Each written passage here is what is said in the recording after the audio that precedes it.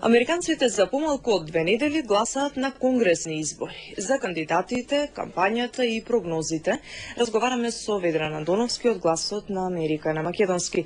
Ведран, каква е политичката клима во Вашингтон деновиве? Жешка политичка есен не само во главниот град, туку и во сите сојузни држави засегнати од изборите.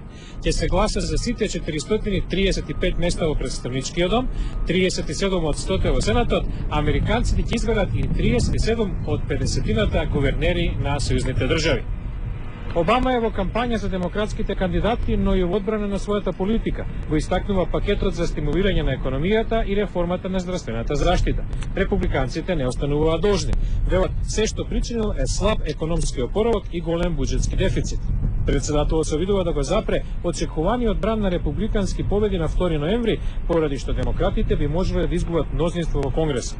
Најновите анкети укажуваат дека републиканците најверојатно ќе вратат контролата врз представничкиот дом и ќе добијат повеќе места во Сенатот, што би му отежнало на Обама да ги турка своите политички иницијативи низ Конгресот. Конгресните избори на половина од председателскиот мандат по правило се и тест за популарноста на шефот на државата, па така и овие избори, според аналитичарите, се референдум за популарноста на Обама. Тања?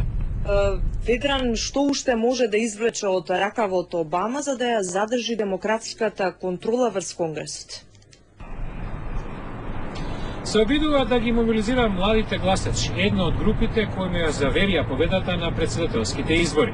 Гласачите на возраст под 30 години во 2008 излегува на гласање во рекорден број, а 2/3 гласаа за Барак Обама.